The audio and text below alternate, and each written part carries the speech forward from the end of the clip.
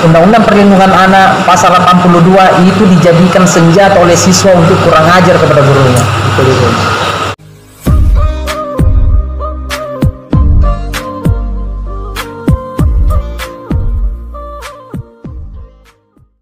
Ini saya lagi bersama praktisi hukum ini Dan pengamat cinta. Nah, jadi ini persoalan pendidikan. Guru terkesan apatis. Bukan terkesan. Enggak, saudara. Karena kan ada beberapa guru tidak mau melakukan tindakan meskipun siswanya nakal. Jadi ini kan terkesan apatis kalau menurut saya. Guru terkesan apatis. Padahal guru sebenarnya dia tidak apatis. Guru kenapa tidak melakukan tindakan-tindakan ketika muridnya sudah berlebihan? Karena para guru takut dengan ancaman pidana yang diatur di pasal 82, yang diatur di pasal 352 tentang Undang-Undang Perlindungan Anak. Nah, itu yang menjadi ketakutannya guru. Jangan sampai guru melakukan tindakan, setelah itu si anak atau orang tua anak menuntut. Kira-kira menurut apa indikator atau batasan-batasan yang dilakukan oleh guru sehingga tidak termasuk dalam penganiayaan terhadap anak? Jadi seperti ini, sebelum saya mengarah ke jauh terkait masalah tentang batasan-batasan harus batasan apa yang harus dia ambil dilakukan oleh seorang guru. Pertama-tama sih sebenarnya gini, persoalan hukum ini merupakan langkah akhir ya dalam penyelesaian setiap masalah.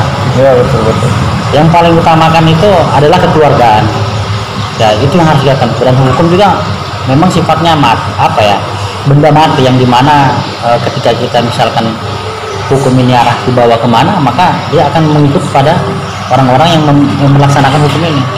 Ya, terkait juga masalah guru dengan anak ini, sehingga karena anak ini masih dalam pengampuan orang tua, sehingga komunikasi yang kita harus lakukan adalah sosialisasi pertama gitu ya. Kita berbicara sisi sosialnya dulu, saya belum masuk ke arah hukumnya.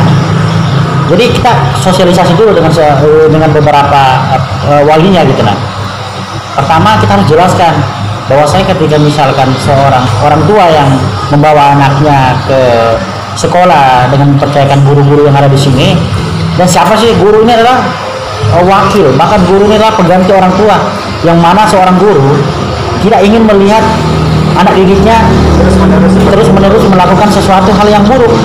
Bahkan kita juga berniat menganggap anak ini sebagai anak kandung kita juga, dengan memberikan didikan secara pendidikan yang baik, ya, etika atau attitude yang baik, ya, jadi akhlak yang baik. Jadi nggak ada seorang guru yang memiliki niat jahat terhadap siswanya.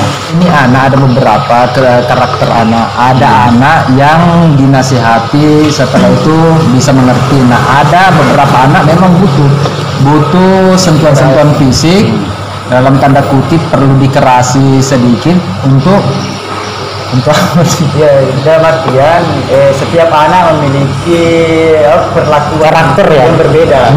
Karakter maksudnya ada anak ketika mau dilembuti baru dia mendengar. Ada juga anak yang mau dikerasi baru dikerasi. Nah, iya.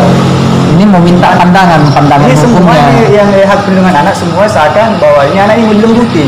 Betul. Nah, ketika melembuti, kalau saya lihat di lapangan terkadang ada memang anak, saya lihat ketika dilembuti dia nggak mendengar, ada yang mau dikerasi dia baru dia mendengar. Nah, ini menjadi pendapat guru. Jadi sebenarnya pada intinya kan tadi terkait masalah persoalan hukum yang ditanyakan, itu adalah melanggar hukum ya. Saya tegaskan lagi, itu melanggar hukum. Ya, tidak ada ruang yang diberikan oleh undang-undang terkait masalah fisik. Mencubit anak termasuk melanggar hukum.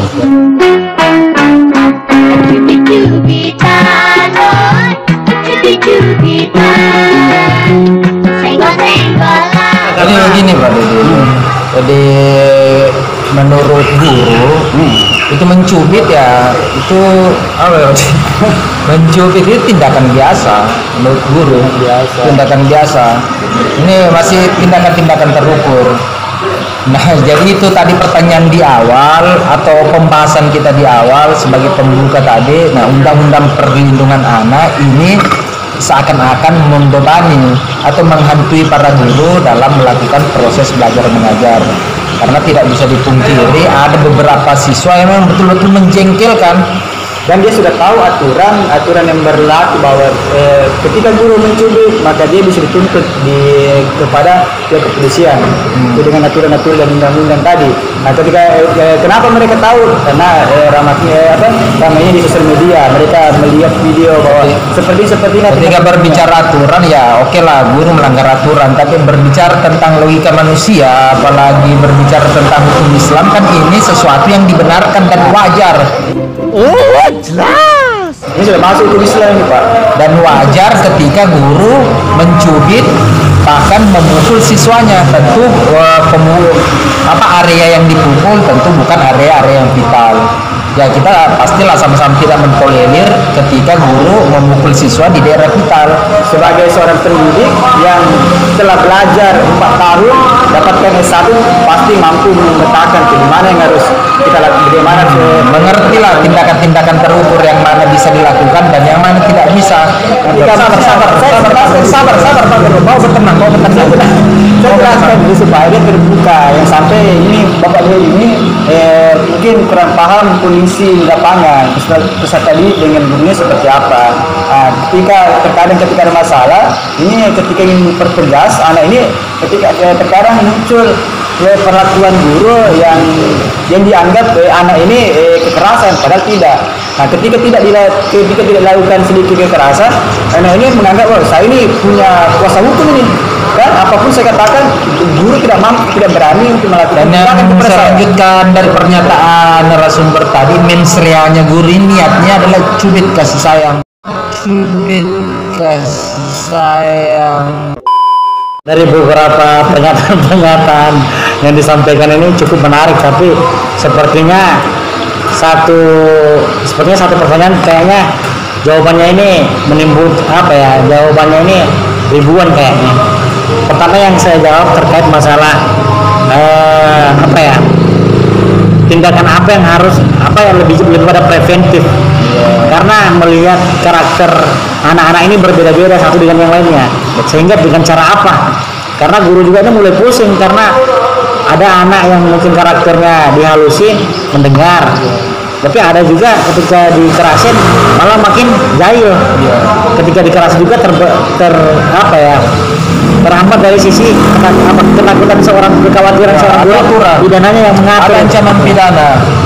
Sebenarnya gini, saya tidak membela siapa-siapa antara si anak ini dengan tenaga pendidikan, dalam arti seorang guru.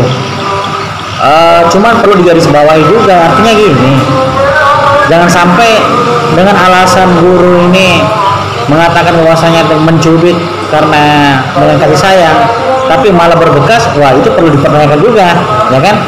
Mencubit walaupun tidak berbekas tapi mengalami luka dalam, dan itu juga memang perlu ini. Jadi mencubit dan mengalami luka dalam berarti sang guru punya tenaga dalam. Nah, justru itu. Jadi itu sebenarnya itu persoalan teknis yang mungkin kita nggak bisa terlalu ini, karena memang itu ada tahapan-tahapan proses dilakukan penyelidikan oleh aparat tertentu gitu, seperti itu. Yang jelas, yang menurut hemat saya terkait masalah sentuhan fisik yang dimana menimbulkan rasa sakit baik psikologis maupun fisik, itu sebenarnya tidak dibolehkan. Walaupun bahasanya kita ini seorang guru tidak niat itu, tapi itu akan tergantung pembuktiannya dalam proses investigasi penyelidikan aparat tertentu ketika itu terjadi seperti itu. Pendidikan militer, pendidikan kepolisian, pendidikan di PDN dan pelayaran pendidikan itu terjadi kekerasan yang sangat luar biasa.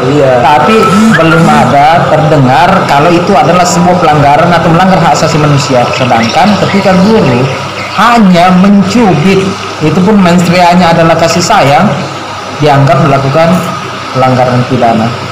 Bagaimana itu? Jadi yang saya ini ya, artinya ketika kita melakukan perbandingan yang dimana perbandingan ini adalah kita berbicara terkait masalah disposisi kasus ini terkait perbandingan antara dunia militer, dunia sipil secara khusus, misalkan di PDN atau kepolisian dengan berbagai pendidikan kelayakan, ya kan? Sebenarnya gini, dalam dunia pendidikan ini banyak apa ya yang perlu kita perhatikan. Pertama, kalau berbicara tentang militer itu memang dididik dengan khusus, secara khusus. Jadi ada pengecualian sehingga kita tidak bisa menyamakan antara pendidikan akademis secara formal, proses belajar mengajar, terus membandingkan antara pendidikan militer. Masa pendidikan militer lemah lembut ya, sehingga memang dia ada pernyataan.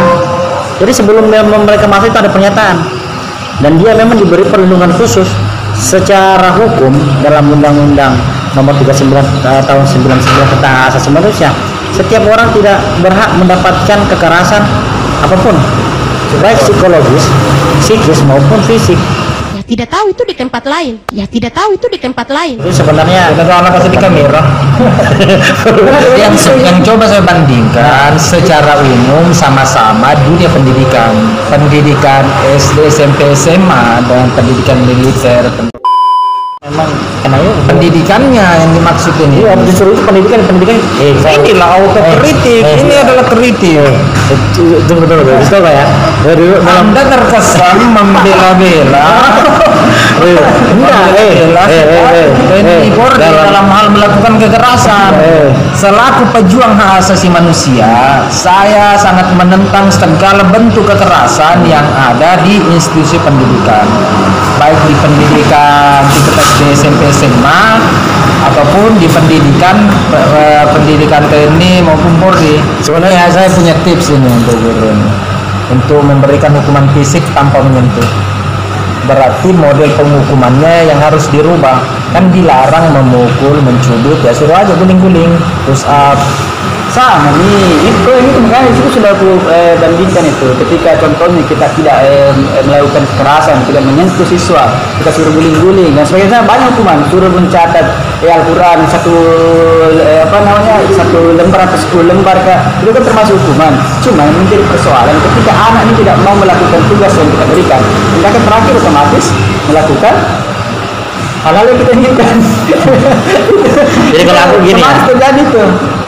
tidak sebelum melakukan langkah hukum, setidak-tidaknya kita menyelesaikan secara musyawarah dulu. Nah, dengan cara musyawarah antara pihak keluarga, ketika misalkan ada seorang guru melakukan di luar pada tindakan-tindakan berlebihan, ya salah satunya mencubit apa segala macam. Nah seperti itu.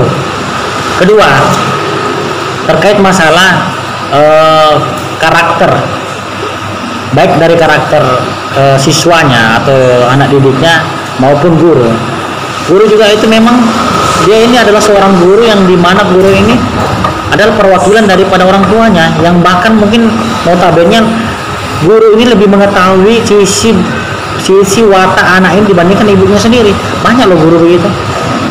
Karena sudah ada aturannya, dan seperti yang dikatakan oleh Pak Guru Sumardi dan sempat dielaborasi oleh saudara Bung Dedi, bahwa dengan perkembangan sosial media, anak sudah banyak mengerti kalau dicubit oleh guru itu guru bisa kena sanksi pidana. Nah ini menurut hemat moderator ini, menurut analisa moderator, Undang-Undang Perlindungan Anak pasal 82 itu dijadikan senjata oleh siswa untuk kurang ajar kepada gurunya.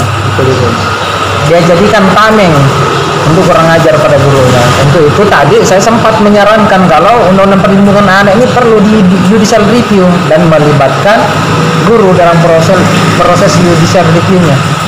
Ya, pesan-pesan dulu sama siswa dengan dengan orang tua siswa. Ya, pesannya.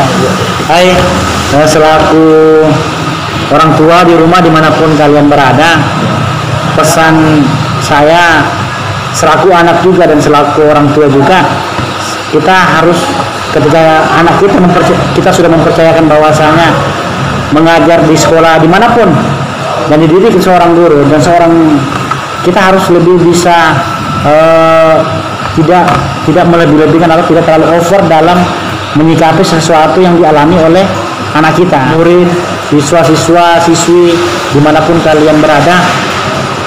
Ketika seorang guru ini adalah sosok malaikat, sosok pengganti orang tua, kalian harus menghormati apapun fisiknya, sebagaimanapun ini, karena ada keberkahan yang harus kalian ambil.